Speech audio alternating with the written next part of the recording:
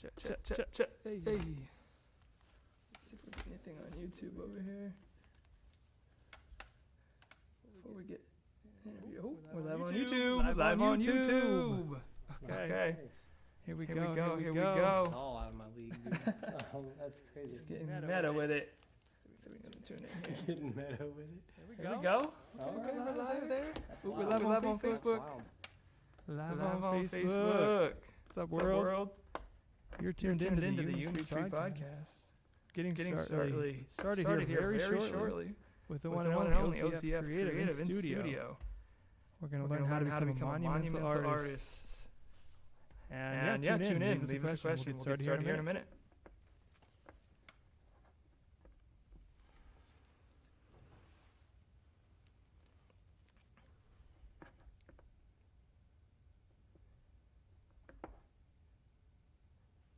My wife was like, "Where did they get that picture?" I was from the Art in the Garden. Art in the Garden. How sunburnt I am. It was a hot day that day too. That was it was a good hot. No, we had that in the archive. That was an archive pool. All right, here we go. Let's get it going. What's up? We're live in studio with the one and only Jordan Murphy, OZF Creative in the building. What's good? Hey, we got some great art in the building today behind us. Nice. Thank you. It's going to be a cool live stream. Appreciate Jordan coming on. You see the title to this video, you know we're talking. How to become a monumental artist. What does that mean? The workshop here, coming soon in July, hosted right here by OZF Creative. So appreciate you coming, man. Yeah, man. Thank you for having me. Yeah, Jordan. Glad to be here. Man, this workshop is super cool, man. I'm excited to that you're bringing this here to Union Street Arts. Yeah. So tell us, man, a little bit about what this is. We're gonna dive into your mural background. Okay. You don't know Jordan's prolific mural artist here in Southern Illinois. You've seen his work in West Frankfurt, beyond across the nation, really. Yeah, I got some other states, yeah. So super cool. Gonna dive into that a little bit.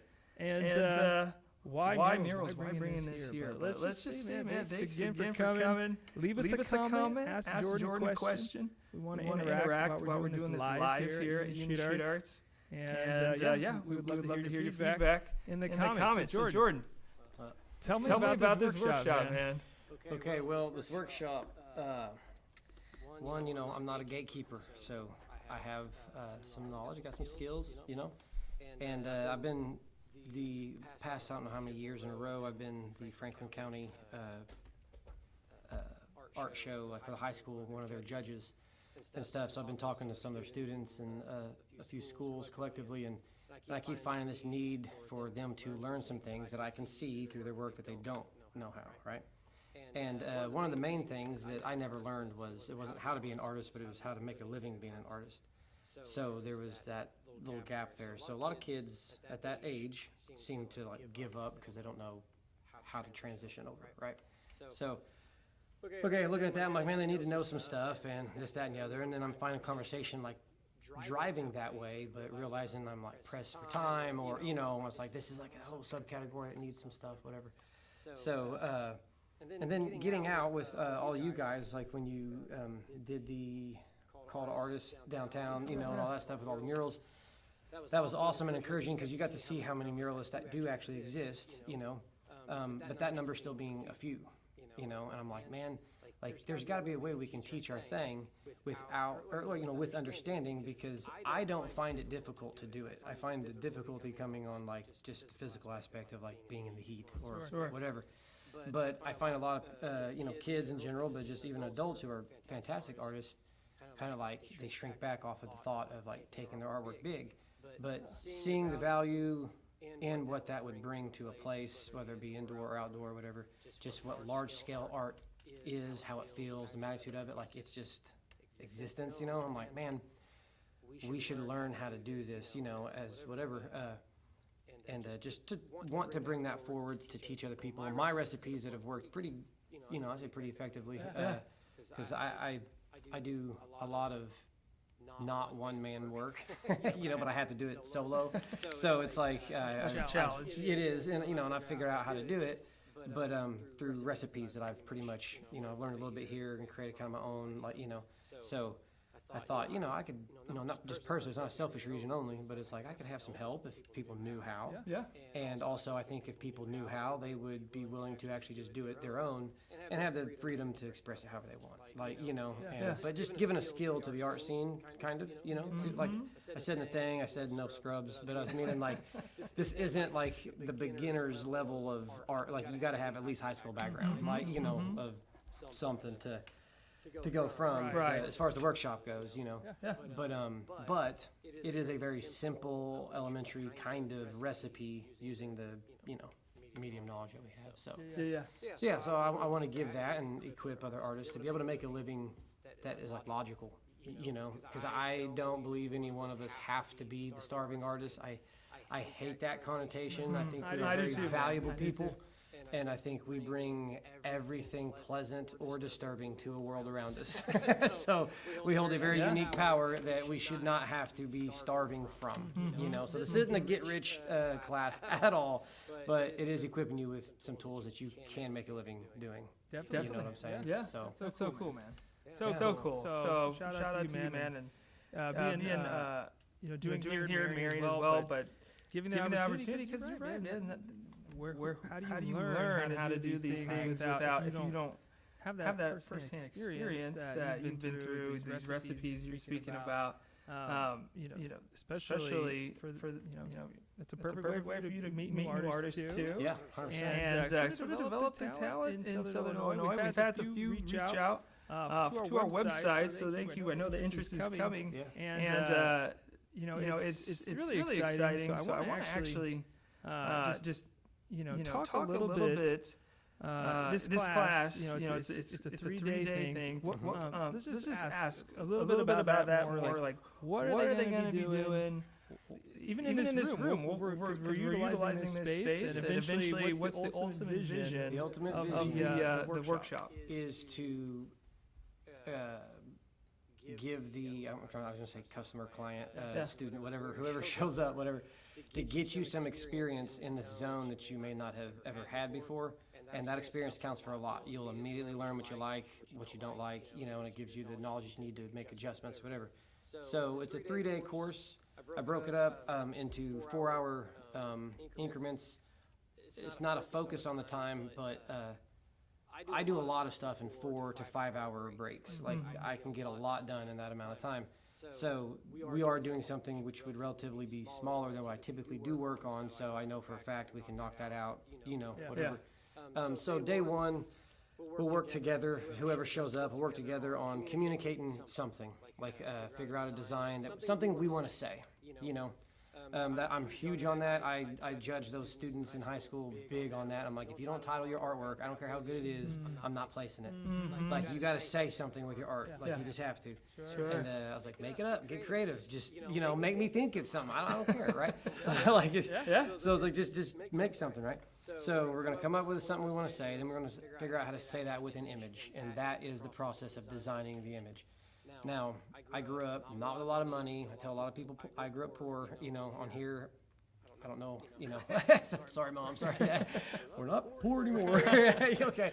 But growing up without, a lot of extra stuff, I never had that mentality of, like, I had freedom to kind of experiment and, like, waste my material, right? So I've had to, like, really just cut the fat off, and only the fat, couldn't afford, that type of thing. So even my my process of design, like, I don't waste a lot of time or materials creating in that space. I do that digitally on an iPad so that it's a quick mistake. I can just delete it, go back, whatever.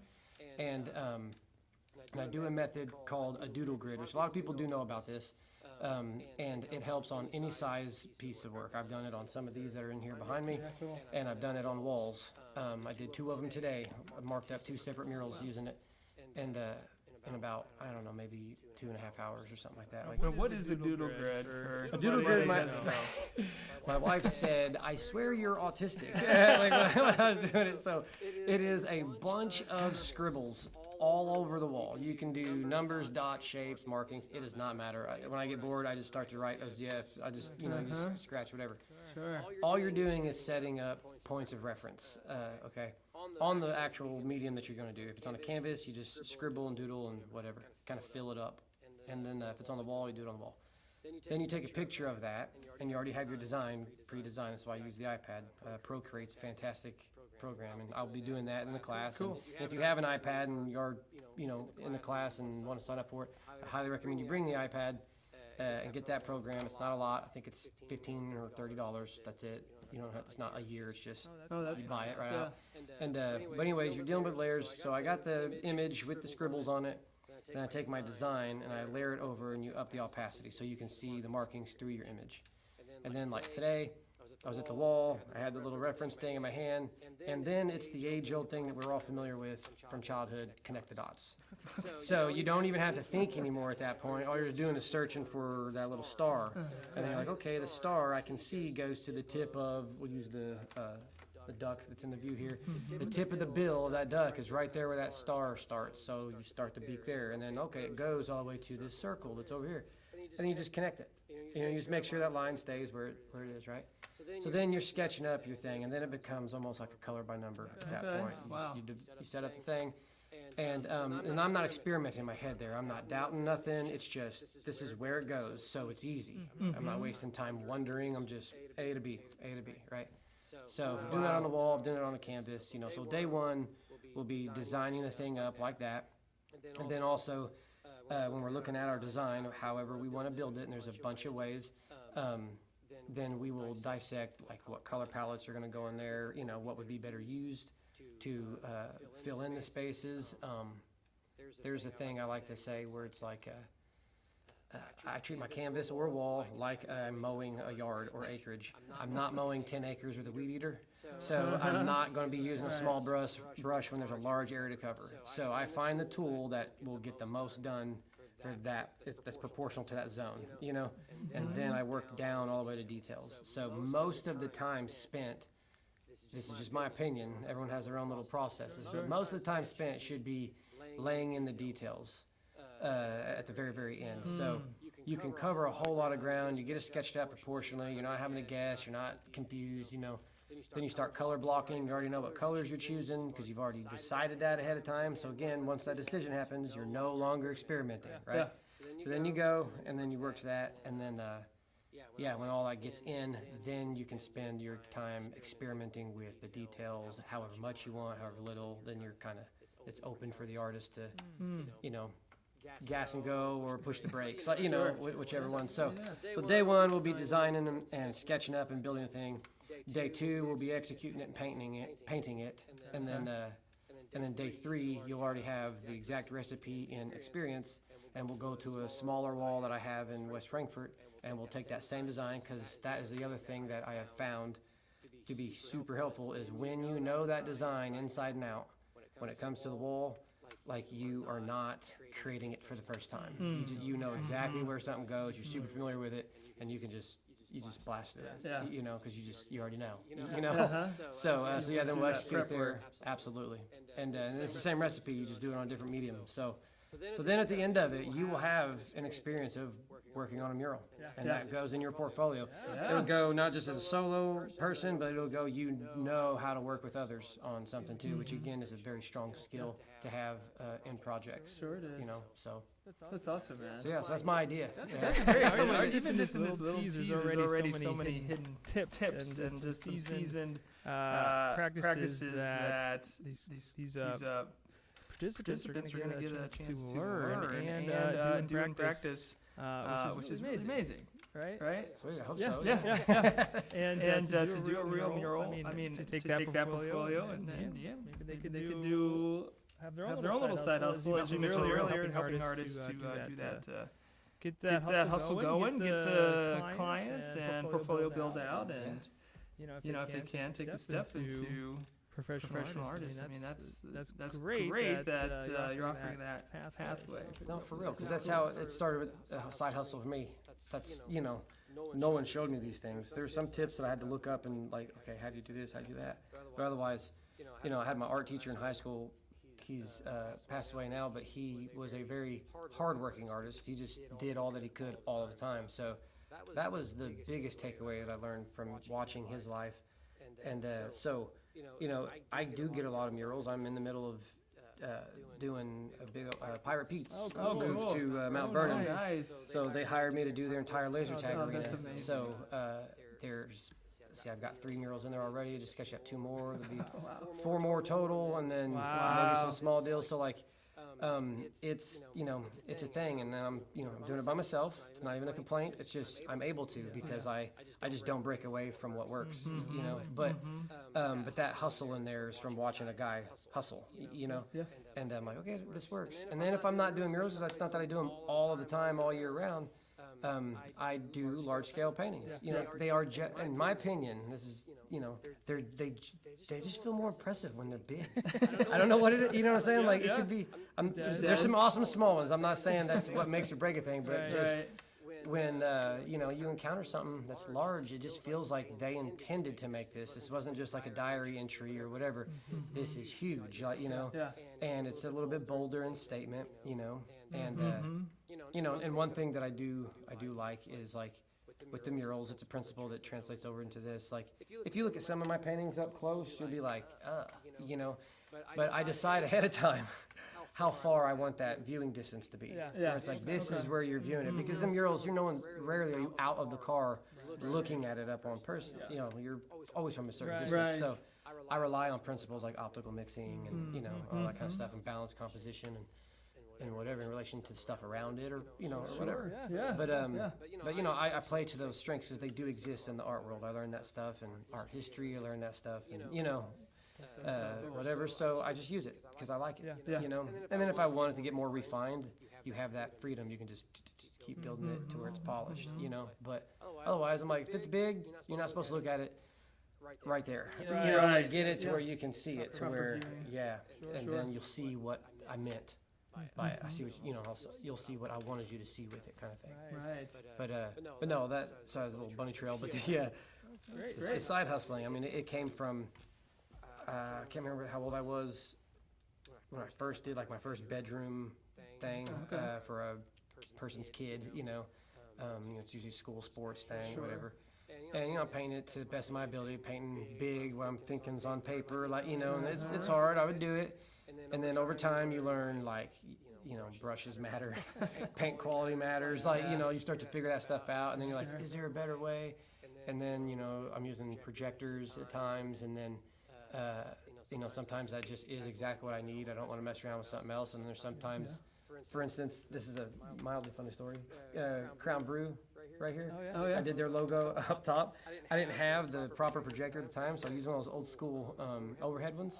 Gosh, no joke. So I didn't have either. I also didn't have the printer to print the transparency. Okay, so I took some laminating paper, ran it through a standard, inkjet, whatever. So it printed their logo on it. But if you touch that ink never would dry. Okay, so I had it up there, and it took an ungodly amount of hours to do that. We were there for way too long. So we were sitting up in a massive lift across the street. It was shooting up there from a distance. Okay, that's clear. You get up on it. That brick's super old and fuzzy. So now you're looking at shadows inside that brick. You can't tell what's that in ink. But the longer we were out there at night, the bugs were attracted to the light. So they were coming to the thing. But every time they would land on the word, they would take ink away. So over time, you're watching this thing get lighter and lighter. So I'm like, all right, never again. So just because you can figure out a quick way to get to it, don't mean it's going to be, real smart. So I was like, no, I'm getting a better projector. So that was, that. I about wanted to. I'm like, this should not be taking this long. Like, what is happening? I think I remember seeing you guys out there on that list. I think I do. And it's like the smallest one I probably ever have done. It made no sense. But no, I started doing little bedrooms and stuff for kids, and then there was a time where I didn't do nothing for a while, and I just started painting, and then I really leaned into an article that Guy wrote in one of those tattoo forums years ago when I was a tattoo artist, and he just really encouraged people to play around with as many mediums as possible because things translate, and it kind of makes you better in all of those things. and it made sense, you know. So I played with that and started really painting seriously in like 2015, I think it was. Okay. And then so I started building that stuff, and then and then I got a kind of a cool story from when I really started pulling the trigger on murals. And then it just kind of went from there.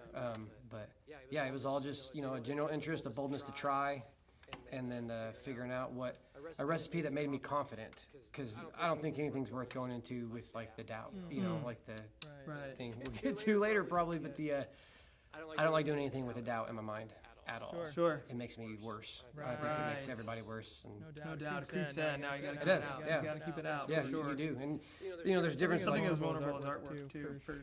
yeah, because it's you coming Right. out. Everybody's gonna find out real quick. You're going to, Like you got it or you don't. Like So that's a thing. So don't doubt. Just build confidence, and it's okay to fail, but it's not okay to not believe in yourself or to come into it equipped. Right. You know what I'm saying? So yeah. I say a lot of for me, I see it a lot. Unfortunately, the true failure is whenever an artist or somebody, whatever it is, failure is when you quit. Yeah, 100%. That's the truth. It doesn't matter. Yeah. And every opportunity is an opportunity to learn something.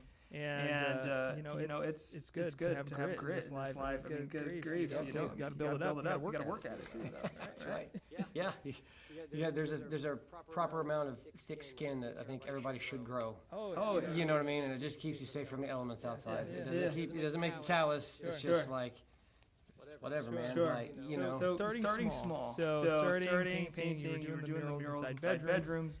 Growing, getting into more of you mentioned tattoo artist at one point, getting more into painting. What is that next step to become a mural artist? Because the scale we're talking much different. Yes. We're talking elements as well as being it in public as well. Could you hit those? Absolutely. Tell me more about that. So one of the reasons for the class that I said I use the term monumental artist is one, because so many people have a hard time pronouncing mural, and you'll find that right out the gate. Never thought of this. I want a mural, I want a mural, I want I'm like, all right, like and then you start getting tongue tied. So it's like, okay.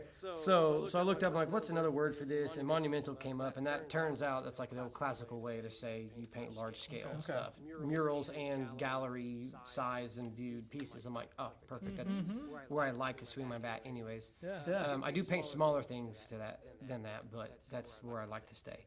So yeah, the stuff for to start off with all that, I do believe I have a good friend who is a fantastic artist. He's in that big contest that's going on. I don't know where he's placing right now in his zone, but he's one of the best charcoal hyper realism people that I've seen. I'm just like, dang, dude, that's phenomenal.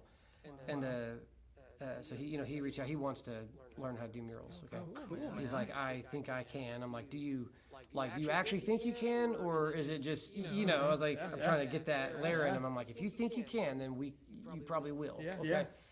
But so we were talking. One of the first things I told him, I said, I need you, because you're in a whole different world of charcoal, and your ideas to how to get certain things across are different, even in muscle memory. You press harder and work in more to get something deeper and darker in charcoal. You don't do that with painting, right? Yeah. So it's like a whole, almost like reverse, kind of thing. So I'm like, I need you to get confident in just painting something small first. Just do that, right? So don't go try getting deals, whatever yet, if you don't know how to confidently just paint something small and regular, okay? That will not only show that you know how to build an image, but it'll show that you know how to use the medium of paint, which should show the knowledge of materials, which would be good or bad. If you're using cheap stuff, you're not going to get by charging what you need to. And the reason that matters is because the amount of physical work and time you'll spend on something large scale. You can say it's all for the love of the game at the end of the day, but you won't do it twice if you didn't get paid enough for it. You know what I'm saying? It's like it has to be worth what it is. Not necessarily time, but what it is. And that's a big thing for me. So if you can come already in with that confidence of going, I know how to build a painting, good. Like, we can start with that, right? Yeah. So then, when you're out there trying to, hey, I think this image that I may have painted on 11 by 14 would look dope on some big wall with 3-story windows. Okay, like that's it. That becomes your reference, right? Yeah. So then you're having to deal with like the public, right? And on a professional level, that isn't fake.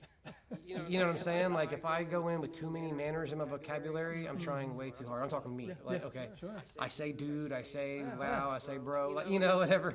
But I do give that the clarification professionally. I let them know what they're getting, how I'm going to do it, to whatever degree they want to know how I'm going to do it. Some people are like, I trust you, That's nice. I do give it to them to say, like, I'm like, please trust the process. Like, it's That's a great thing to say. yeah, it's going to look like crap for like a minute. There's scribbles everywhere. That's not what I'm painting. I'm painting over all that. Yeah, they're going to see all that behind the scenes, which they normally don't get to see They that don't, exactly. while you're building it out. Exactly. And they're investing. You have to look at it like it's not about you getting money. It's about you valuing their investment, because they're investing large amounts for you because you're painting big. Yeah. You're giving their business, their company, their whatever, their home, something large and a it's paint. At the end of the day, it's all temporary, right? Yeah. But it is a more permanent installation than it would be just hanging on a wall, okay?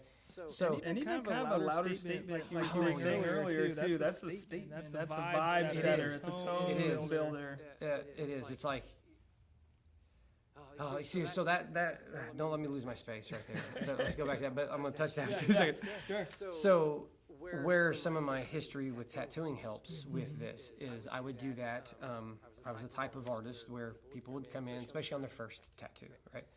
And they would like, hey, I want this, I want that, and okay. And some of it would be like, all right, look, kid, like, it's like I'm obligated on a couple of friends to talk to you. I'm like, are you sure you want this as your first one? Not because of whatever. I was like, but because like, this is gonna change your trajectory in life. Like, people are gonna perceive you completely different, regardless, as if it's a flower or if it's a skull or if it's a awesome biomech piece from God, like, whatever. Like, if it's like, you're going to be categorized instantly. It's like choosing a shirt that you'll never take off, kind of thing. All right. So I'm like, are you aware of that? Like, not just in principle, but now are you considering the genre by which you're always going to be catapulted? So I remember this redheaded freckle girl. She wanted something, and I told her, I said, look, if you got like a 4-leaf clover, everyone's going to think that you're super into your heritage because you're, you got that with the redhead freckles, okay, whatever. Pretty Irish. You get, right, I was like, you get a, skull and crossbones, whatever, you're going to immediately start attracting dudes, people who are like thinking you're into something other than that. Like, you get something else, like, so it matters, okay? So that kind of principle of investment, like reasons to invest, understanding, kind of being able to see around the corner a smidge, what will this make me look like in the community? Because one thing that I do feel like I have a pretty good grasp on, and this isn't a very complex thought, it's just I don't think people think about it much. Sure. Everything, a community, a town, a city, they're all made up of a whole bunch of individuals, right? So like, if I'm looking at like a business, I'm personifying that as an individual person. So I'm like, that business is like a person standing next to other people in a big crowd. That's what a town is. A bunch of buildings that are people standing next to each other. So if I give this to you over here, how will this make your person next to you feel?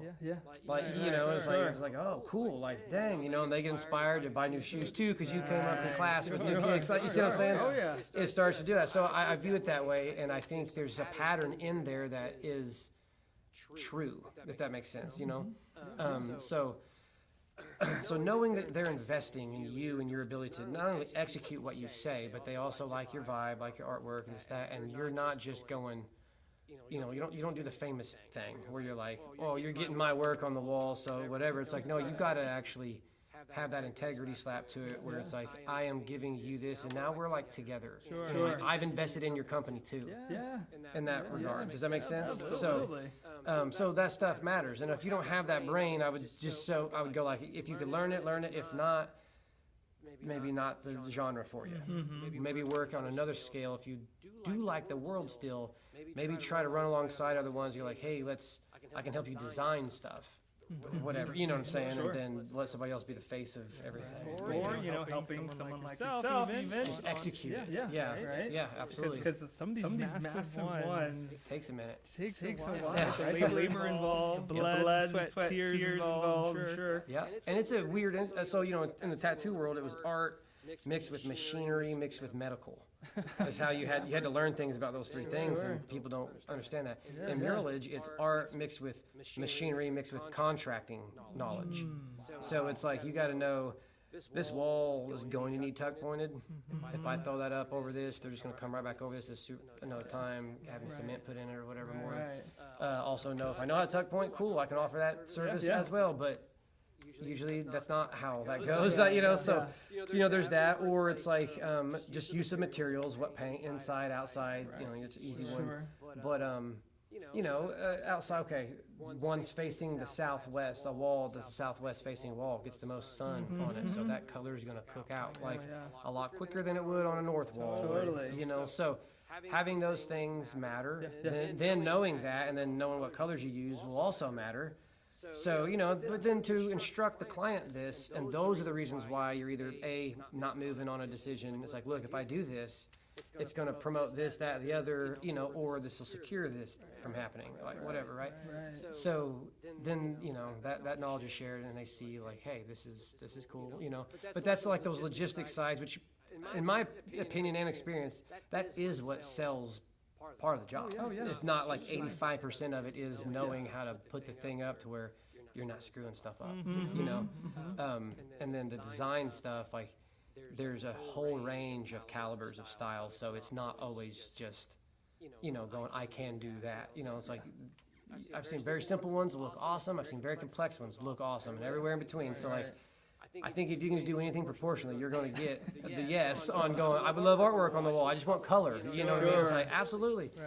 But knowing how to execute that, and then knowing I'll need a lift for this versus a ladder versus scaffolding, all that plays factors, which is, and the lift is the best, but also the most expensive.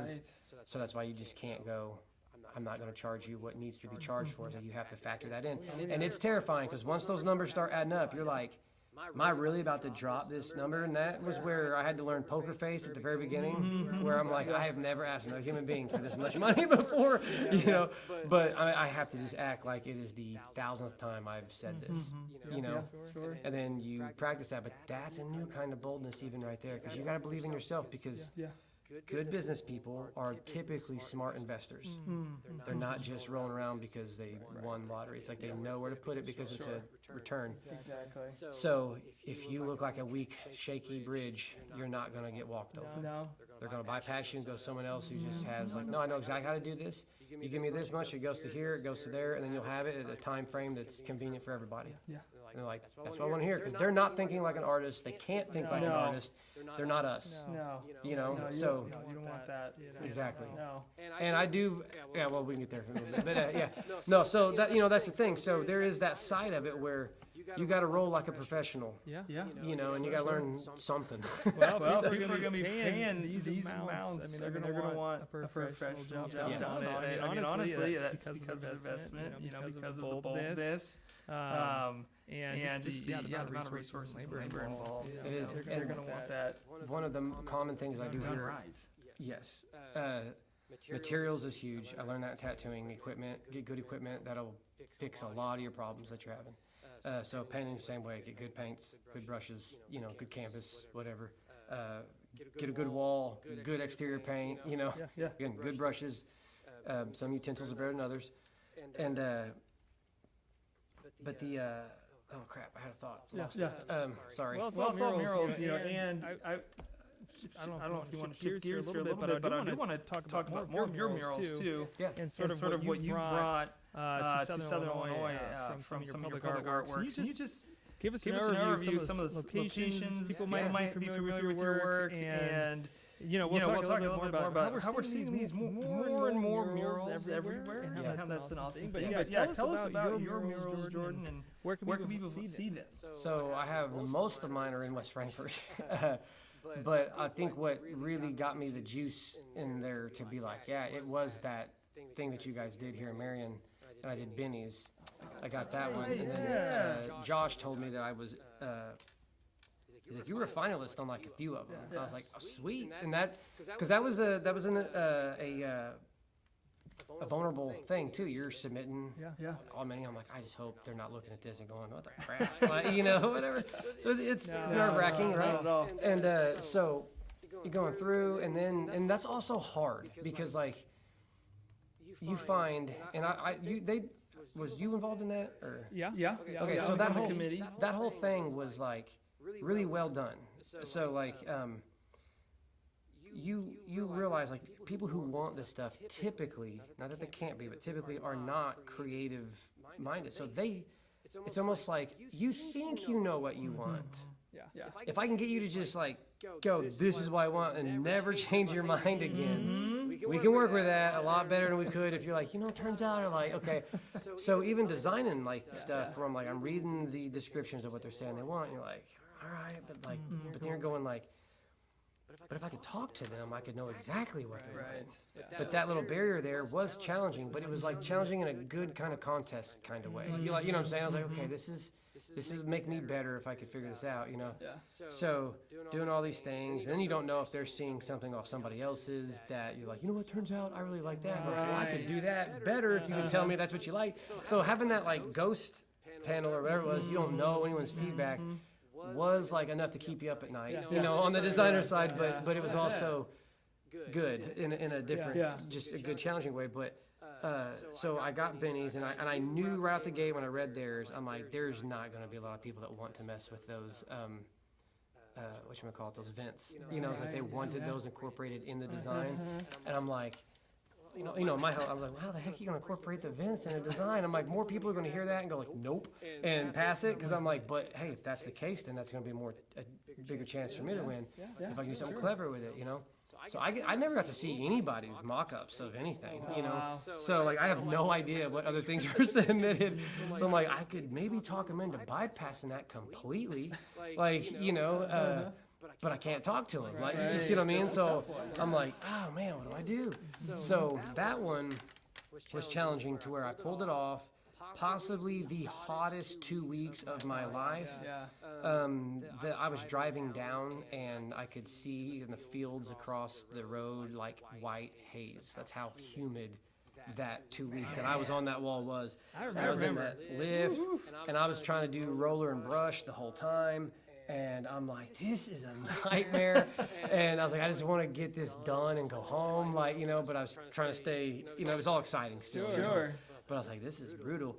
And I made a statement on one of my videos going down there. I was like, the deception mentally, like when you get into a car smelling like sunscreen, you think you're going to the beach. Like all the thing is, just end up, I'm standing on pavement for like, you know, I'm like, oh, this is different.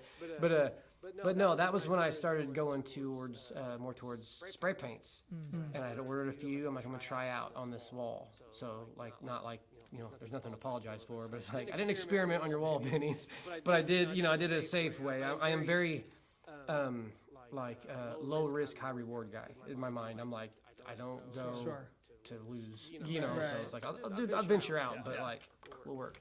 So I'm like, okay. And I found some that just did what I was like, that is what I'm needing. So I'm like, okay. Then with that's a new skill, so you got to learn new techniques. So, you know, but again, not trying to overcommit to where it's dependent on that. I can just accent and whatever. So did that one, loved how that came out.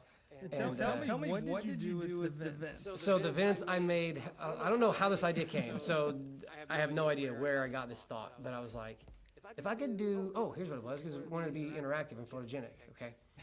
Or whatever, like the interactive murals. So I'm like, well, do you remember when Instagram, and I think it still does it, but like Instagram world, everything was vertical food shots. Oh yeah. Right? Sure. And there's an aesthetic there, like there's a composition, like stuff looks awesome. It does, yeah. So like, I like photography, I mess around with that, so I'm like, all right, well, it's a restaurant, so I'll just do that kind of play, like vertical food deal, you know, a plate there. And then, but I'm gonna like take it where it's vertical, but then like 3D that interaction and pull it out to the street. So you have this kind of whatever. So the vents, they're cylinder-esque and they protrude directly off the wall and they're sitting equally apart from each other. It's like, is there anything in the food world that is vertical columns that are the same size? It's like on a table. I was like, salt and pepper shakers. So, you know, so I'm looking at it. I'm like, I don't need to paint the whole thing. I just need to paint the dots on the top. And then I'll put some stuff on the you know, the table, like crumbs or whatever, you know, and then do some drop shadows. So, which it'll naturally have a drop shadow, but you know what I'm saying. Anyway, Perfect. So yeah, so I did that, and then I was like, well, there's one 3D element, so let me make a few more. So I did the fork coming out. So if you stand across the street, you can hold your hand like you're holding a fork, you know, and it looks like it's twirling up spaghetti. There's a glass of tea where I made the straw come down where you could just line up, look like you're drinking the straw. And then this was an accident, so I had my daughter with me, and I'm painting the crushed red pepper bowl, okay? And she has a little quart of paint and drops it on the sidewalk, which is like your worst fear that's going to happen. Like it don't matter how many images I painted, I am terrified when I start. It's just like, I'm messing up your wall. You just agreed to pay me a lot of money for this. Like, I have to make this work now. I can't quit. Got to make it fit. Got to make it look proper. So she drops it. I'm like, and you know, she's like, oh no. You know, I was like, you know, I'm not trying to get mad. I'm like, oh no. I'm like, okay. Oh boy. Nothing could be harder than figuring out those vents, though. So I was like, I can make this work. So I'm looking at where it was, and I'm like, you can't make this stuff up. So I'm like, it just happened to be directly under the fork. So I'm like, we're making this be a meatball that fell off the fork onto the sidewalk. I'm going to paint a trail where it landed, and then I'm going to paint this meatball, drop shadowed off the wall, so it looks like it's on top of spaghetti, covered cheese. You know, he lost the meatball. So it hit, and it rolled down. So that initial splatter made the perfect impact point for where the meatball would have hit. So that was like a Bob Ross moment. There are no mistakes, just happy accidents, you know. So I was like, Perfect. I'll roll with that, and yeah, and then went with it, and it's still just, it's like one of those things I just kind of snicker about. I see, I'm like, that turned out to be clever, and well, I can't even take full credit for that. It's just like a clever set of circumstances, you know.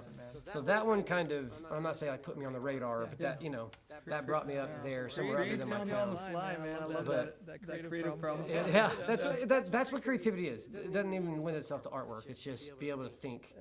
That's all. But no, back to the original question, I guess. Most of them are in West Frankfort. There's like, oh geez, the Aquatic Center, West Frankfurt. I did 5 in the indoor pool, 1 in their basketball court, 3 upstairs in the weight room. I wrapped their weight room with wood, like paneling stuff, whatever, and I did like charcoal sketches of just people working out that's framed down the dill. I got, so what happened is that? That's 5, 8, 9. Okay, I'm going to count those sketches. So 9 in that place alone. Wow. Then there's like Berg's on the outside of Berg's, and there's inside Gambit, then there's the logos of both, so we can count those. And then I did Ground Brew's logo, Avenue Barbershop and Heron's logo, Kimmel Insurance in Benton, Benny's here, The Promise here in Marion as well. Then I did the Frankfurt City murals for 10, a Redbird 11, a Jesus 1 12, a Beer Garden 1 13, Crosswalk 14. Let's see. And then one in McLeansboro 15. Racing trailer out somewhere in the country 16. Another racing trailer Mount Vernon, a thrift shop Mount Vernon. So 17, was that 18?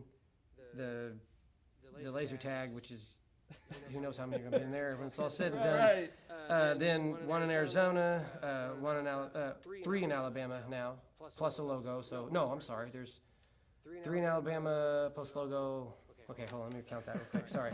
There's a logo, 2 on a dude's house, a business, and then a foundation. So 4 murals total, and then a logo, business logo, yeah. And then a big painting that's inside of a coffee shop that I walked in. I was like, if I painted you something, would you hang it right there? And they're like, we were literally 5 minutes ago trying to decide what in the world we were going to put right there. No way. And you just strolled in. Dang, I was like, oh, sweet. Like, yeah, that was a cool little moment. That was amazing. But yeah, so those are, I think, all the ones I have in the area. Man, Oh, no, 2 in DuCoin, Prismian Cable. I've got 2 big ones down there. So there's a lot, you know, there's a lot. So You've got some like just all over the area and beyond, and then just some of the most favorite businesses in Southern Illinois too that have gotten to create these murals for. And I love that because it's like, I recently reached out to some that are doing stuff, and it's hard because you want that, like, I want people to ask me, and when I say ideally, that's how we feel like ideally it should go. I like your stuff. Hey, would you? It's at least easiest that way. But because it's kind of like it's already a yes and yes.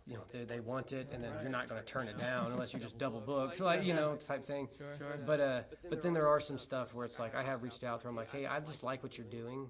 I would love to be a part somehow. If a mural would fit what you're wanting to go, I'd be more than happy to work with you. If not, no harm, no foul, kind of thing. So, just trying to make it active like that. Right. Sometimes though, you gotta be the one to put yourself out there and to hustle up some gigs or murals or any whatever artwork.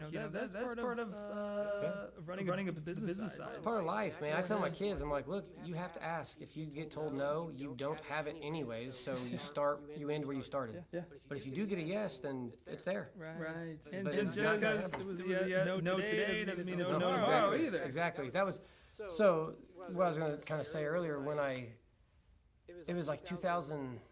I don't know, 10 or no, it was 2011 or 12, and I was living in over Seattle area, Tacoma, and that was the time where like I realized I needed permission. Like I'm like, man, there's murals all over everything, and I was wanting to do something there, and we didn't really have any back home at that time period, and I'm like, I would like to do some, and I started to realize like I just need them to say yes.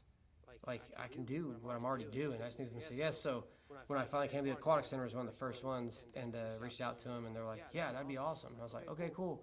And I made the joke after they paid me. I made the joke. I was like, I would have done this for free had you left your door unlocked at night. Like, like I've never done that. But it was just like because it was all graffiti style, Cool. And That's funny. but no, that was a big deal. So then I did like a chiropractic place that is no longer there. They moved to Benton, but I did one in their behind their front desk and stuff, and it was just that, and I did them different then than I do now because you learn, right? But yeah, and so I just started getting that momentum going, and you do find people, this has happened to me, I got interest shown, they were wanting stuff done, and then they start talking size and how many or whatever, and then they can't afford the number, and they're like, I didn't think they were that expensive. I'm like, bro, they are.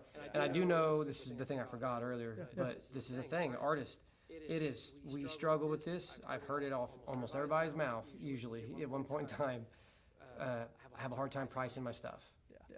And that's why you have a hard time selling it. That's it. It's not because you're a bad artist. It's because you just don't know how to price it. Like, and you want people to have it so bad that a lot of times we'll feel pressured to like, just take it. Like, or whatever, like, it's nothing.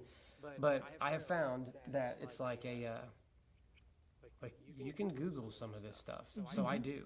Because I know if I tell you the price and you doubt that, first thing you're going to go do is Google it. So if what you'll find when you Google it matches what came out of my mouth, I'm not a liar. You're just ignorant of the market. Right? So it's like, and now you're educated. Now you're in. So then you make that decision, I can't invest in that or not. Right, it's not like you're just pulling numbers out of nowhere. This has, honestly, like some standards to it in a way. There is. Like every artist is different. Yeah. But, there's, like you said, the size, the material involved. So I try to give people a range where they can choose to land in if they have a budget. And so I'll give you guys this. Like, this isn't like it's not a trick. It's just, it helps. So like, on murals, if you search the rate for murals, it ranges, and it's a massive range. So you have all day long. If you're worse than this, you have somewhere to sit. If you're better than this, you have somewhere to sit in it. $10 to $50 a square foot. Okay. That's a massive range. Yeah, it is. So I won't go, and it's all based off experience and caliber, right? So someone like me, I have a big variety of styles I can do, and you can look at my portfolio to see all that. So I'll offer them a lower one, a medium one, and and sometimes if they have any idea at the beginning, you can kind of already know where you're going to be sitting, right? So if they're wanting some hyper-realism thing on a wall, I'm like, well, that's not going to be the mid to low range. That's requires all of my tools, like, whatever. So that's going to be up there. And then time frame wise, it's like, yeah, I've been doing this stuff. I've been an artist my entire life, and I've been doing murals consistently, so it's like, I'm not a novice anymore. Like, so, And my daughter spilling that paint was the only time I've ever spilt paint. So, it's like I'm fairly clean too. So that's a selling point though, especially on an indoor job. But so I'll give them that. So I'll tell them, I'm like, look, if it's based off caliber, then if they have a design that they have already approved, I'm like, something like this, I can set in this zone, like, whatever. And then if you're really wanting to do the job and they're really wanting to get it but can't go up there, then you make your judgment call. Do you want to do that for a little less, but still within that parentheses though? And then I have a personal kind of new rule that I'm trying to implement to where if it's a yes and a yes, but they just can't front all that, I will allow certain amounts to be broken up into installments. Sure. And that's all then contract. Yeah. That's, sets all that out. Nice. So it makes it easier for them to just make the purchase without feeling like guilty or ashamed or whatever, So there's that. Now on paintings, it's like $1 to $3 a square inch based off your thing. So again, size, caliber, and whatever. So if it's like the duck behind me, like that's more the higher end on that. That's $2 or $3 a square inch that went for. And then, so some of the other, so you just range it. But again, if you're good with the lowest number and the highest number, that's your range to make your sell. Man, that just makes it so easy and tangible for somebody to take that step. Yeah. And how do they price? Well, there you go. Yeah, and you have a bunch of invisible people in the world that also do that to where you can guard yourself with, like, this is what the rate is. You can look it up. Yeah. And then once they do, they're like, oh, and that's usually, I didn't know. One guy, I wish I could have done these two. It would have been fun. There's a towing company. He was wanting Mater, and I'm like, oh, that'd been great, because even just the challenge of making that look computerized Pixar with spray paint would have been fun.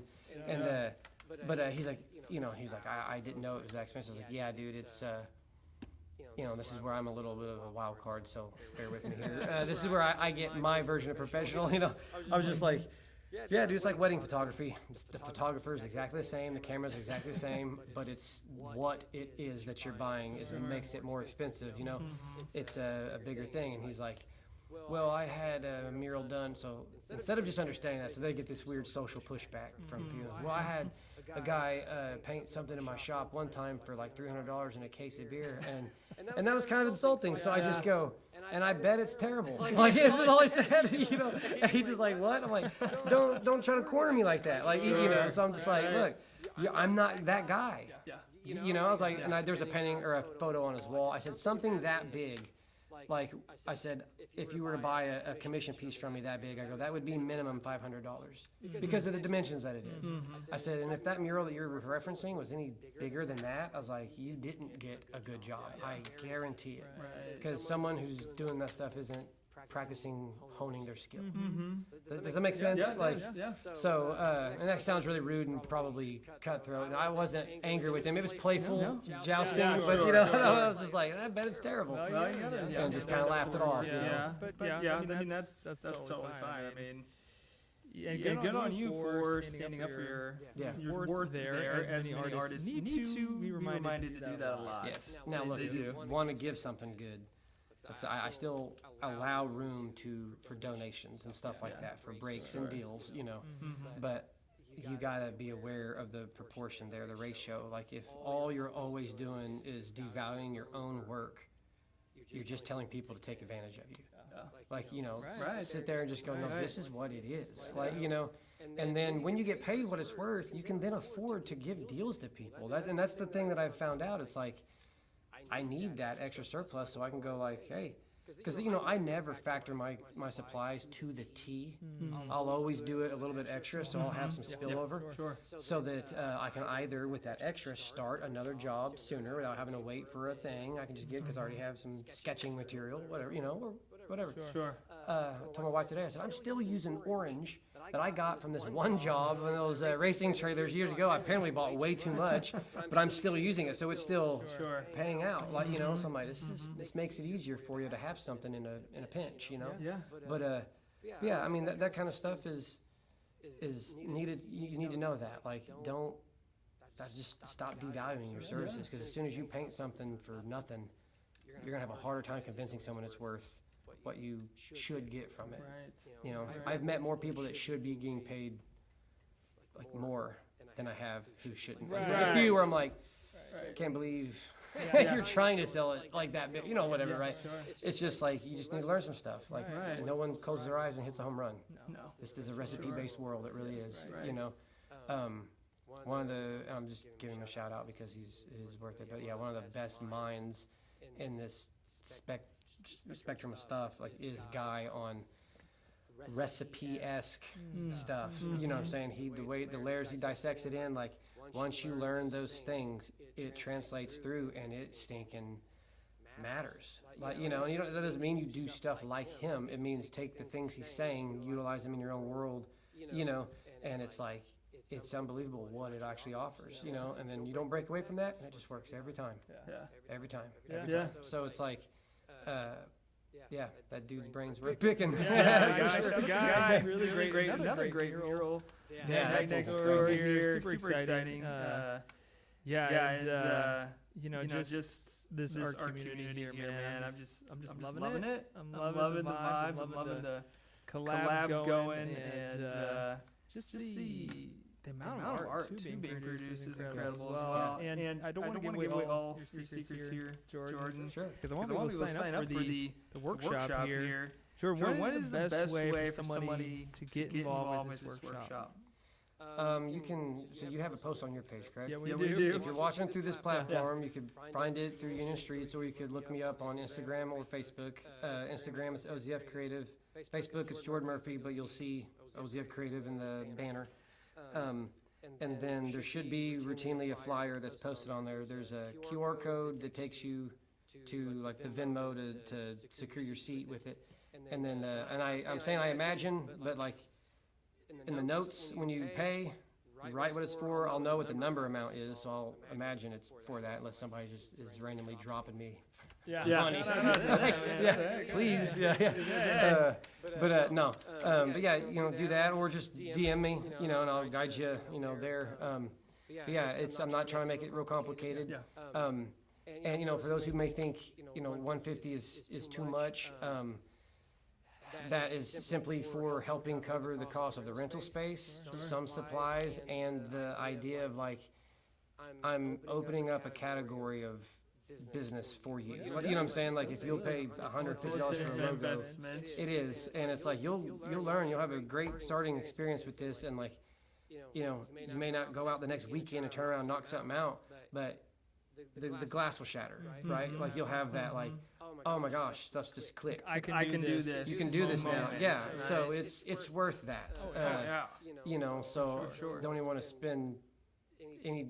I don't want to spend too much time trying to sell you on a thing, because I think that can get fishy after a while. It's like, you know, you make up your own mind, you know, with it. But at the end of the day, if you chose no, don't complain when you can't do something. Just choose yes to learn. That type of thing. So just choose it. That's, you know, just choose it in confidence and go, I'm going to see what this is worth. And then the other thing too, if you are part of that class, like we're immediately knitted at that point. We have talked. We've spent time with each other. There's nowhere I can hide from you at that point. You've been with, you know what I'm saying? If you have further questions, you have access to me now. You know, so you can reach out, we can hang out, we can start talking, like, you know, it's something like that. You know what I'm saying? So very cool. Very cool. So again, guys, look at our page. Get in contact with Jordan. Are there any stories you can share about? I know it's not always the easiest. So any lessons learned, getting started, any funny stories, anything like that you can share with us? Oh man, on this mural journey. Let's see. Now the meatball one was pretty classic. Okay, well, that's all. I was working it. So this is just a funny, random story. Okay. Hopefully I can land it. I don't know. It's not like a joke, but yeah. So hopefully the mood's right. So I'm painting this thrift store in Mount Vernon, which the mural's still there, but the company is not. And they have a blacktop driveway, or not driveway, parking lot, excuse me. And I'm doing simple shapes of plants and colors and all that kind of stuff. I forget what category that's called of artwork, but it's kind of similar to like what is the decor in Crown Brew, whatever style that's not kind of like boho glam. I don't know, but so I'm doing that. There's jungle. They have a big old massive pink elephant statue out in the front, whatever. And so I'm sitting up there and, you know, doing my thing, and I'm needing some of this, and it's like Pepto-Bismol pink, like, you know, So like, I need some new paint, so I go to Sherwin-Williams. And no, this is not a knock on them. This is a knock on me being poor. So I grab I'm like, yeah, give me like 3 gallons of this exterior, blah, blah. And then the dude tells me the number. And I was like, wait, what? Like, why is that so expensive? You know, so like, I don't know what brand or what level of their paint I got, but it ended up being like $75 a gallon or something. I was like, yeah, I'll buy these. I'm not buying anymore. Like that's crazy. So, but they're the best paint. Like I know that. Like that's not. It's like it's not a knock. It was just I did not factor for that in my budget pricing. So I'm like, I can't do that twice. So anyway, so I'm already like a little frazzled at that. I'm like, oh man, like all right, because I normally do Bear from Home Depot is where I go. And so I'm in Mount Vernon. They don't have a Home Depot. I got Lowe's. So I'm thinking here to Marion. That's stupid. That's Too far. I just got to go to Sherwin right now. So anyways, so I'm there and I'm setting up and all this kind of stuff. And then so this girl walks by, scalped head. You can tell not like doesn't know what day it is. Okay.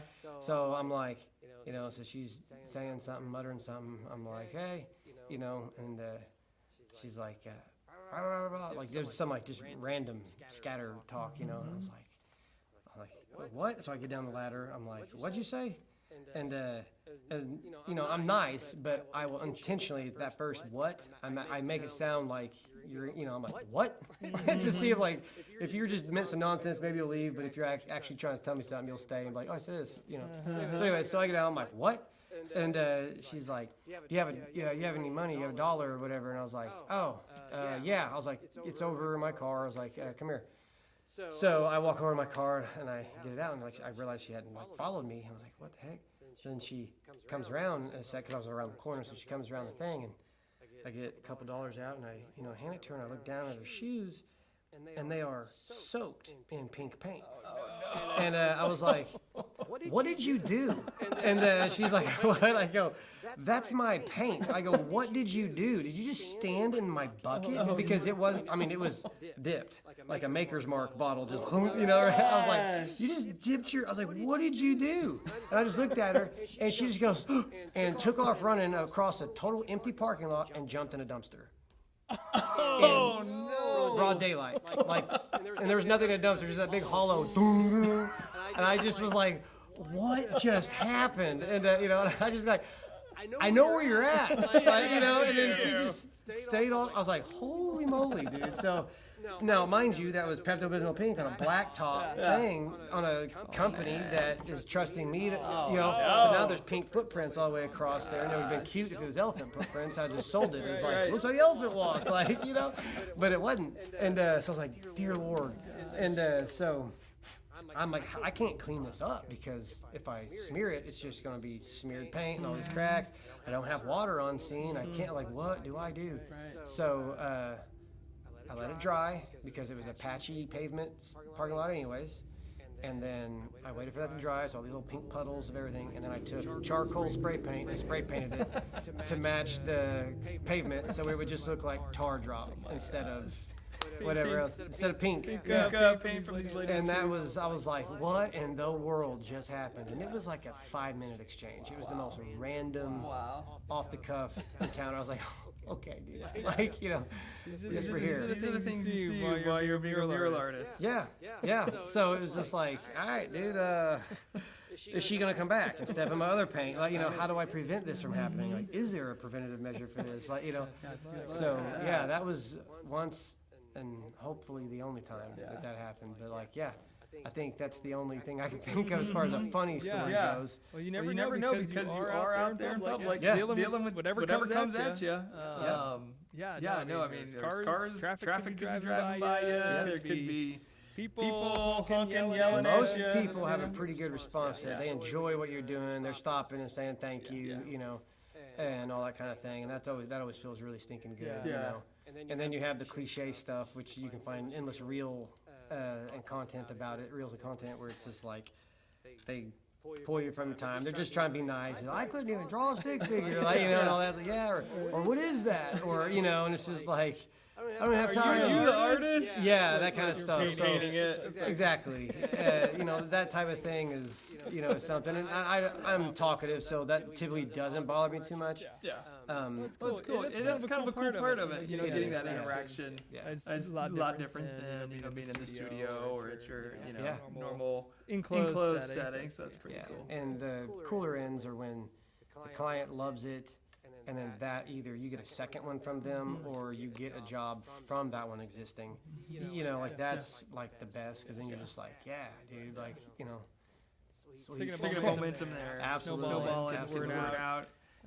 Setting a new landscape, a new people every day, wherever they're driving, they see it, and it opens up new. Now, one of my recent ones, I did a Southern Illinois one, which was inspired from the client. He got the inspiration from it. So in that Prismian cable, because you're still subject to this, where like you as the artist can make mistakes. So the second one I got hired from them, they were inspired by the veterans airport one that's inside there, the Southern Illinois, one. He's like, can you do something like this? I'm like, well, I have no idea who did that, and like, so I'm thinking like, let's make it like that, but not like that, But if it's a genre of a theme, then yes, I can go within that theme, but I'm not going to rip off your artwork. Right. So we do, and he's like, he wants to have landmarks. I was like, okay, cool. So do that.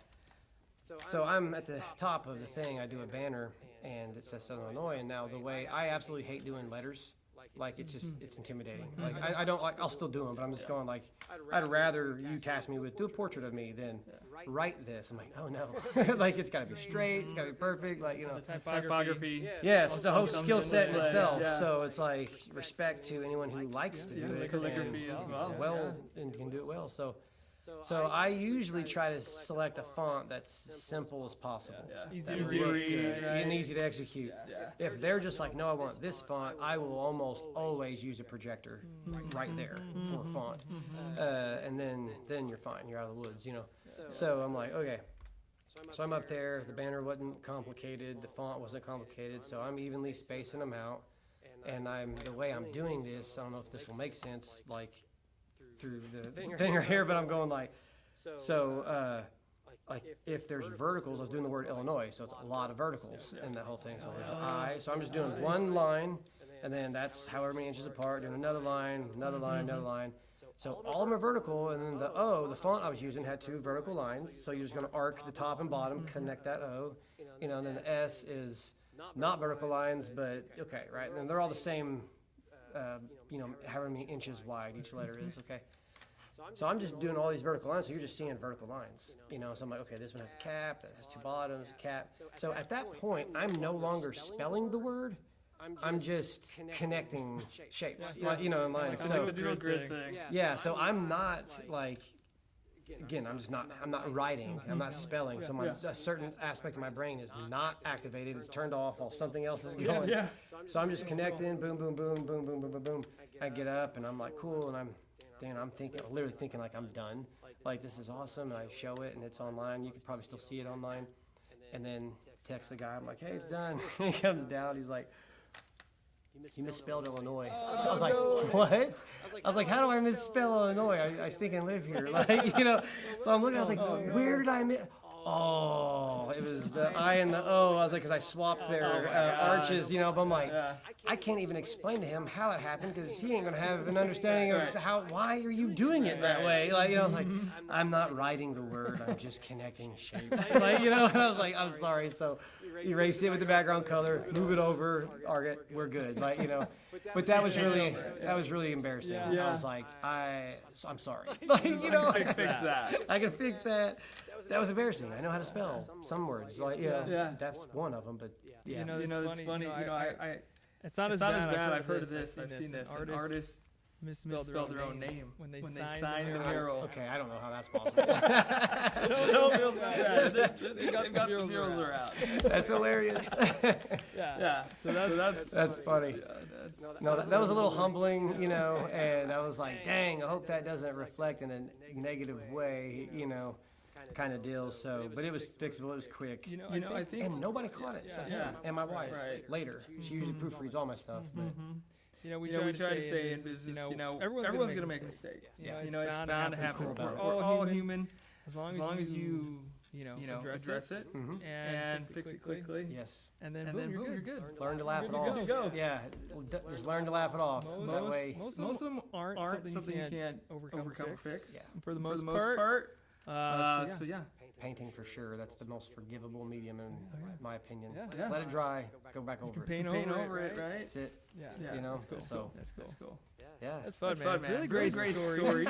And it's been fun chopping it up. But I do want to show some of these paintings as well that we have in studio. So maybe we could switch over mics and kind of talk to us what we got going. Just to kind of close this out and get a sense of style a little bit more here. So we're gonna switch mics on here, and then we're gonna look at some art.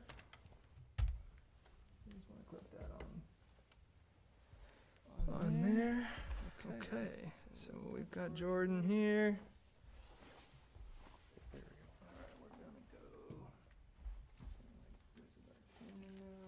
We'll start here with the duck, why not? Okay. Let me throw it on screen here.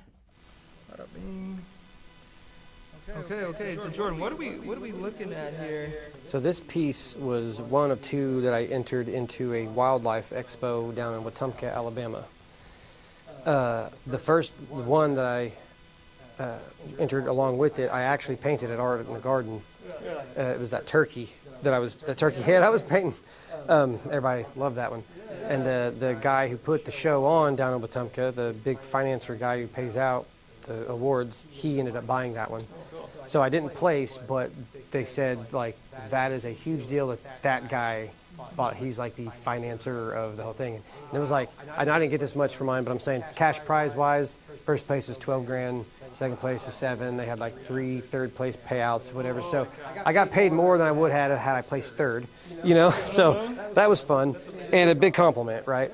So this was the second one, and they had a list of birds or wildlife that you could choose from, and you had certain credentials you had to meet, had to be accurate to the species, so they had wildlife people come through as part of the judging to say, like, yeah, that looks like that bird, So I looked through the thing, and again, having that little competitor brain in me, I'm thinking, okay, everyone else is looking at these same animals, right? And which ones are they inclined to get? Which ones, will they try to go for? I don't want to just bore the people looking, so I want to try to do something that'll stand out. So you had a size limitation that you could do, so I clearly went on the bigger end, and I had this hunch that most people was going to do like fine art wildlife, and because I see that a lot, right? And so I was like, well, I'm going to do a huge one that has good detail but also feels a little bit like me, so some unrealistic elements, but whatever. So I chose the green teal, and which I just thought would be a really pretty bird to paint because it's marked pretty. It has a lot of cool textures, and it's what do you call it? It's a coat, I guess, right? Or whatever, it's feathers. And so I did my little collage style that I like doing, which I just kind of call like my thought life towards the subject, whatever. So there's always for me, I like to do a large frame of like a close-up of the subjects. That's why you see like the portrait of the duck. And then like a secondary scene where it's like it's a little zoomed out farther away, you get to see it in motion, and then like a third element to where you're seeing it in its environment to some degree or the other, right? Mentally, I think thirds feel good. It's balanced that way. You're not overwhelmed with what's going on and whatever, but I thought color palette-wise, this was a really cool one. It's one of my favorite color palettes just in general in life, like teals and golds and coppers and whatever, so felt really good, and what its nickname is the water dove, is what they call that bird. So that's why I titled this piece was the water dove. And I wanted to kind of showcase its textures and patterns and all that in ways, not just accurately portraying it like how the duck is painted, but like I wanted to use heavy body acrylics, have a lot of texture in the painting itself where you're seeing it, to just kind of show that there is texture to this life, and a delicate, that little delicate mist. It's a small bird, it's a pretty little thing. So so that was that. Got a lot of really good positive feedback on this from everybody when I painted it. So Gorgeous. yeah, this was low-key one of my favorites. It matches nothing in my house. Sadly, I would hang it if I, so I'm just like, this just isn't my home aesthetic, so it sits until someone wants it. Sure. Wow. Let's get one more close-up Yeah. here. Very cool. I love the three elements we were talking about. The close-up here, and then you got what's going on at the bottom, and then that kind of cool. Yeah, and I do use that. Some lighting coming in. Yeah. Right? That they have it on the wall across the street, the golden ratio, the Fibonacci sequence or whatever. I like to use that quite a bit in laying it in there, just having your eye travel. I do it in that way, where you have your eye travel through the painting and it just kind of end up somewhere spiraling in the middle. Like that's been studied out to be one of the best, like to the eye pleasing design elements. So I'm like, I don't know why you would not use that if you knew they had studied it, So yeah, 100%. It's like it's not guesswork at that point. Right. But yeah, so this is something I would do in the standard, like I say, the standard market of going like, I entered an art call, you know what I'm saying, that kind of thing. Using my same recipe for this to do those deals where like there's competitions, stuff that I could get behind. So I do that. So that's not something I pull out of my own head to just surround myself with. This is what I would offer for other people. Yeah. So that's that one. This one. Okay, let's look at these over here. Yeah, so this one does sit in this one will never be for sale. This is what is in my house all the time. This is one of my favorites for a few reasons. But this, I lived out in Arizona, Phoenix for just a little bit, like a couple months to hang out with a buddy out there. And I was super inspired by that environment, like the colors, the artistry out there. Everybody who's listening you should travel to Phoenix at least for a weekend and just experience what the heck is out there. It is phenomenal. And so that's when I realized like I am terrible at color theory and like I'm trying to use all the colors I like and everything, and then you just paint with everything at the end of the day. And it's like, dang. So I had to like sit and try my best to just study something like that. So I was like, okay, I'm going to start to force myself to go down more limited, controlled color palettes to where I can, whatever. Because I started finding online the stuff I liked was not anything that I did. And I was like, why do I like these? What is it about these that I like? So I just paused and I was looking, I was like, dude, and I'm like, they're all limited color palettes. That's what I'm actually liking and finding beautiful about this stuff. So I'm like, all right, note, So now it's then it's like, what colors do I want to use and that. So, and that's for me, that doesn't come as natural. My daughter, she's awesome at that. Me, I have to like consciously do this. So this is my first, there's like 3 paintings that I did while I was out there. This is one of my first ones from that little moment that I studied and stepped out, whatever. And this one is called Teshuvah, which is a Hebraic word that means to return home, like in your living, in your dwelling, in your being, in your belonging, like return home to like your rightful place in life, in God, like all this type of stuff. So subject matter wise, the woman represents what, I'm gonna say figuratively, or whatever, the like just God's people being the church, or what's called like the bride. So usually if you look at my artwork and if there's a female face in there, more than not, that's what is going to be a little connotation behind it, whatever. So which then means me. That is the whole thing, so this is like, or us, that type of thing. So it's, Teshuvah is to return. So she's returning, fixing her gaze back, being single-eyed, single-focused. And this little like marker sign, we went out to Sedona, Arizona, and hiked, and beautiful red rock stuff, wonderful place. And that's a reference from an actual photo I took of their trail marker signs. So I switched the information on there. And so it's to return, like this one's pointing that way, a little cityscape back there. So it's like out of the world, return home. So she's going this direction. It's matching where she's going. So that means out of the world and away from self. So there's that, and so it's just this busyness, this calc, but there's some beauty that's blooming from this decision. And she's focused, even though she may have suffered for a while. She's got some tears of repentance going on. And it's just about realigning to your true self in the Lord. You know what I'm saying? So, like, that's that. So I put that in the middle of my house, wherever I'm living. And that's just always a reminder, like, return home. No matter what you're doing, just return home. Go work, come home. but I like the home. So yeah, that's mine. And then my other one that I painted out there, that was also one of my favorites, but I gave that to somebody for the birthday. But that was a bittersweet thing. I was like,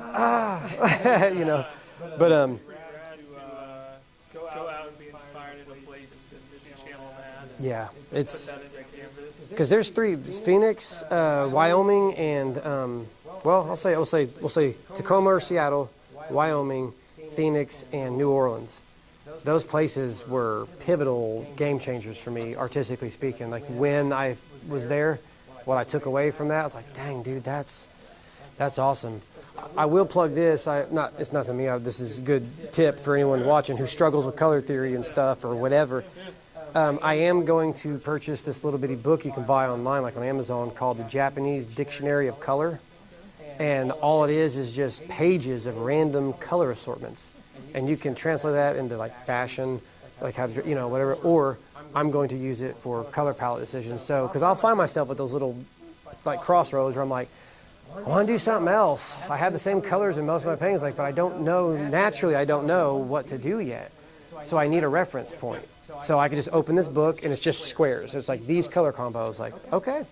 And then I'm just going to start doing that, so that'll help. That's how you can use a tool, and that kind of thing. So there's that. And it's cheap. Yeah, it's just a little bitty handbook, but it's cool. And some of the stuff you think is unassuming, and you're just like, really? And then you do it, you're like, okay. But, it's like, that works. So we'll see, And then this Wetumpka. So a little bit about Wetumpka, Alabama, is, that movie Big Fish? Yeah, they filmed a lot of that there. So we lived down the town next to that for a year and a half or so. Here recently, a couple years ago. And so there was this moment where I got the idea originally when I was visiting Arizona, but I executed it when I was down there because Wetumpka's a cool little town. It feels like it's a little river town. It feels like, I would say if Makanda was like, this isn't a knock at Makanda. I'm just saying if Makanda was more business-y and a little bit more on the commercial side, but didn't lose its like thing, you know what I'm saying? But so I had this thought going where I'm like, when people ask me, what's it like living out in Phoenix, or what's it like being in Wetumpka or Alabama, whatever city you're in, what's it like being in Marion? Again, back to a statement we made earlier where a city, a town is just like a bunch of individual people, right? So I'm like, the easiest way to describe a town is to liken it to a type of person. So I just started to personify like the essence of that town. So I'm like, okay, this is what Wetumpka feels like. If you were to meet this person, everything you're vibing from them is that. So I was like, so it's a little bit Johnny Depp-ish in style, maybe, but still has that southern thing to him. So he's got the little wheat coming out of his mouth, right? But also a little native blood because the name is Wetumpka, so it's all this, Indian, thing.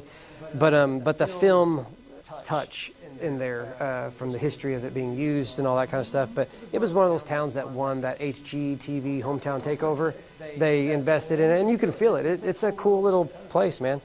And so, that was that. And there's some seriousness to them, the town, in the subject, whatever. But yeah, so I wanted to make it, the color palette I went with and the way I executed is like I want to make it non-realistic so it doesn't feel like it's an actual person, so you can already be tipped off to know that there's something, this is a thought, this is a spirit, this is a essence of it. So it's fun. That's what, like I said, it's one of my favorite color palettes. And so I did one for there, and I did another one for another town, Millbrook, which was a surrounding town next to it. And I was like, I could just keep doing this, because I found a pretty effective way to describe what it's like. Because people they would chuckle, like that sounds crazy, but it always made sense. They're just like, but I get it. Why does that make sense? I'm like, that's it, So yeah, that's what I do, man. So yeah, that's a pretty cool one, and the name is cool. Just Wetumpka sounds fun. It looks cool written, So. I think this one might be my favorite of the three. That's cool. I think so. Yeah, this is one. About this guy's look, I don't know. Yeah. Well, what's neat too, what you guys are doing, I told people down there, because they're like, not just Wetumpka, but Wetumpka's like on it. But I did say this to them. I said it to Montgomery as well. I was like, they're about 5-7 years behind where we're at. You know what I'm saying? Ish. I'll give or take. You could slide that. So they're all trying to lean into, murals are popping up and all stuff, but the artistic development is suffering, meaning the quality of stuff. There's some awesome ones, don't get me wrong, but there's just, I'm like, okay, like you guys got all the energy and the finances to do everything. It's stupid wealthy down there, right? A lot of generational wealth. And, but I was like, you guys need a artistic, almost like liaison center where the artists aren't just rogue. They need to have a watering hole together, So I was telling them about you guys. I'm like, there's a thing called Union Street Arts up there. I was like, and it's podcast, it's conversation constantly swirling regarding all this, and it helps, and they're neutral. They don't belong to one, I was like, if you're not showing up around them, it's because you're hiding. Like, they're not just picking favorite people, and if you are, stop. But no, but you know what I'm saying? Like, but it helps the art community grow, So I told them, I was like, you guys have a ton of energy and a ton of good ideas, and they execute everything well as far as like the events and stuff like that. I go, but a lot of times the artistic caliber falls short. But if you could just invest in that in a way where you're sharing the knowledge of your stuff, then what you throw together. So I told them, if what we have up in Illinois, how you guys do it here could converge, dude, it would be awesome. Like, I was like, so anyway, so yeah, they're a pretty cool thing. What you guys are doing here is great, but they're catching up, they're doing stuff, and yeah, man, it's just so they had told me, like, we need artists of your. There's this one guy, his name was Don Sawyer. He died when we were down there, but he was like the local famous guy, art, whatever, and he loved me, loved what I did, all that kind of stuff, and he's like, we need artists of your caliber down here. He's like, you are affecting it in the right way, because he's like, we have never seen anything like what you do. And I'm not saying, I'm just, for that zone, I was different. You know what I mean? So I'm like, cool, man. And so, that's why I get involved in their shows down there. I go down and have done stuff with them and whatever. But yeah, thank you. And man, keep spreading it too, and there's so many more canvases to create. There's just endless. It's only what you can channel. Yeah, really. Yeah. That was Phoenix is the best of both worlds as far as that goes. So you'll go out there and look at awesome ideas all around. Caliber and what they did. You're like, what in the world? Never even thought of that. Like, so it's almost like no room to wiggle. Like, and it's like, all right, you guys got it, but it's still enjoyable. Like, it's like, yeah, it's like the best stream of feeds you could see, but no, it's dope. But you get takeaways from that, like what's good, what actually works. I start dropping vowels in some designs I do now. Out of the words, if there's a strong enough word where you can still read it mentally without seeing any of the vowels in it. And that was because there's a sign in Phoenix that said downtown Phoenix with 0 vowels in it on this one spot. And I just thought, and it's all neoned up, and I'm like, gosh dang it, that's so stinking good. Like, and it was so simple, but I was like, that, you just feel cool now. So I'm like, all right, I'm going to do that. And so I just started dropping vowels, if it'll work. If it's not a vowel heavy word, but it does. It just takes it to a zone. But yeah, that's. Yeah, and that, something like that, I would put that in my house. That was hanging there for a little while. It's like a postcard kind of thing to me. Like, this is the style I like to hang out in, that collage style. Like, those over there. I always do that. Yeah, this was a series I did while I was in Millbrook in Alabama. I did a combined show with another artist. Yeah. I don't know. Let's see. I don't know which one looks best, but what's that look like? Yeah. So this is one of 4 I did for a series of a show. Me and this lady were doing a joint show about. It's called Light B. So it was about light, and basically any way you want to take that. So I played with luminosity a little bit in here, technically speaking. Had some glows and all that, and then had some like little lens blurs, doing that. And then I took it to the I don't know what you call it because I'm not that smart on stuff. The is it sociological or physical, whatever, like the more of a spiritual element of it as far as a light in a person. So of where they're positioned in relation to it, just on some, play on kind of words deal, but also why there's portraits involved in this. So it's like the light in someone's eyes, the city that's going on inside them, like that kind of idea, so it's this kind of thought life towards a person, and life. So this was, that's interesting. and that's hard. I'm not like pat myself on saying that was hard to. I found that was most satisfying for me. Like, what do I want to try to paint? Yeah. And like what I'm actually trying to capture is my thought life regarding the thing. So I'm trying to accurately grab my inspo, how I see it, and when I think about it, it's just those few elements. So I'm just trying to keep it there, and I'm like, it makes sense to me, So this was one, and even in my mind, I'm like, this feels like. So back to what I said, kind of connecting to that Wetumpka idea, this feels like Montgomery to me. Okay. So if I go down Montgomery, Alabama, that's what Montgomery feels like. Like this is an accurate representation of that for me. And yeah, and then there's just there's these other guys. Can you see that? It's all part of the series. And then so he's using his light to look into stuff. You know what I'm saying? So he's searching, he's walking, and I didn't write what it was on there. I'm almost positive I titled this one Discernment or something like that. Because the idea of his main light source being like a lantern, a little handheld, and that's what you take on adventures. That's what you take when you're going to the cave, you know what I mean? So he's doing that, and it's next to him, and he's peering in, and he's looking in stuff, so there's that. I love this one. Thank you. And and this was the first one out of all of them. Okay.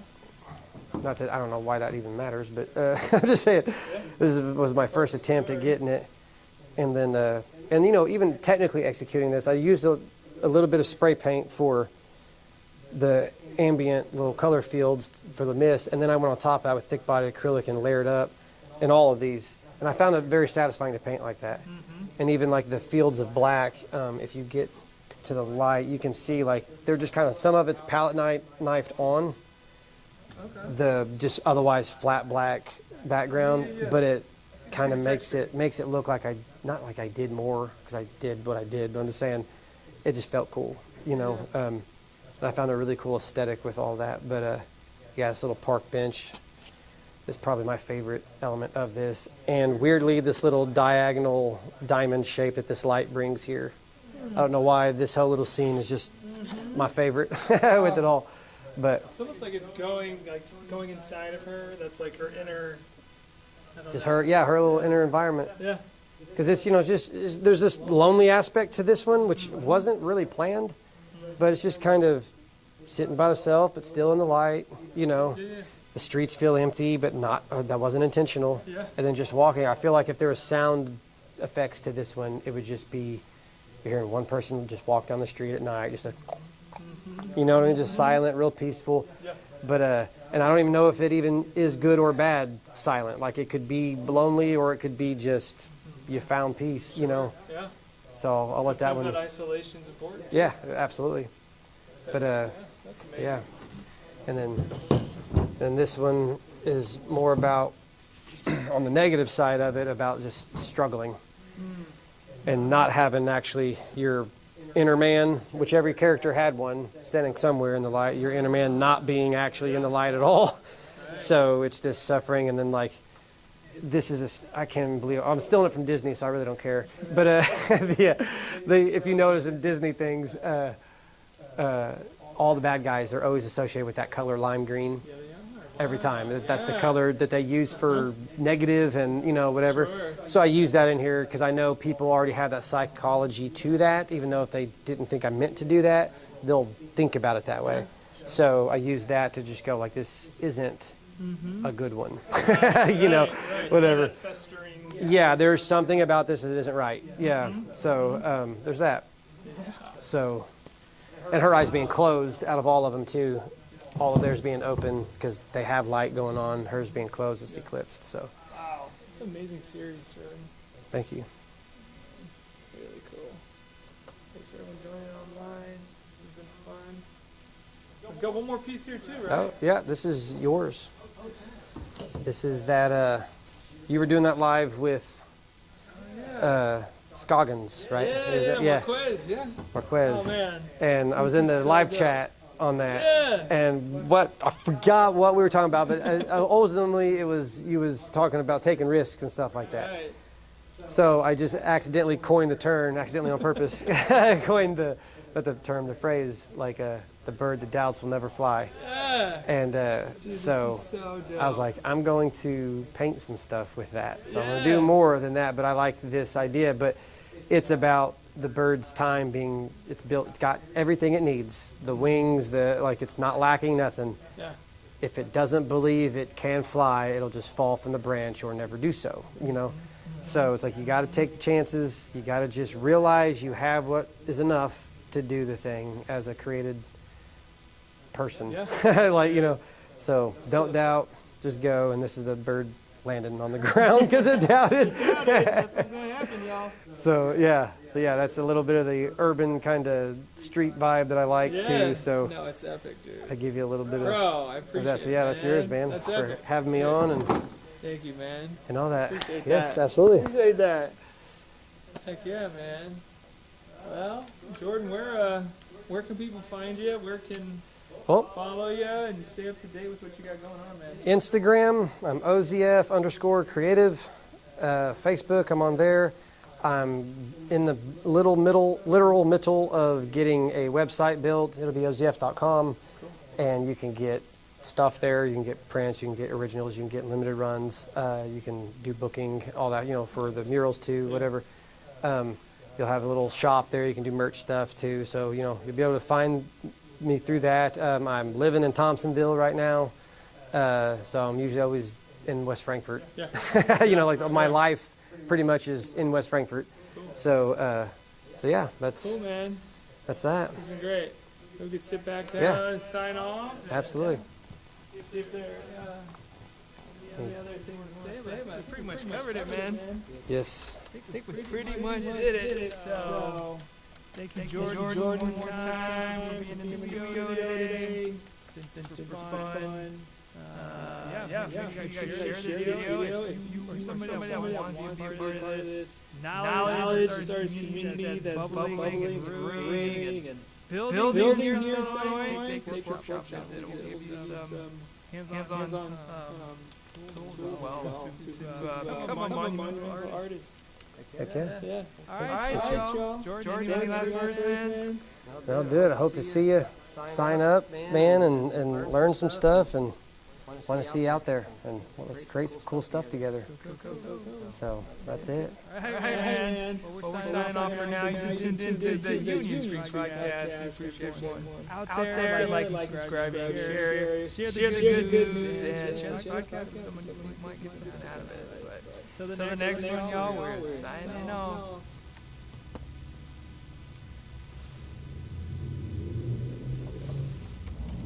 Alright, man. We're cutting. Nice. Alright, man. That was good. That was good. Yeah, a little live element to it all. Changing it up, you know how it goes. You gotta Oh yeah. always kind of I like it. see what's next. Yeah. Stop streaming.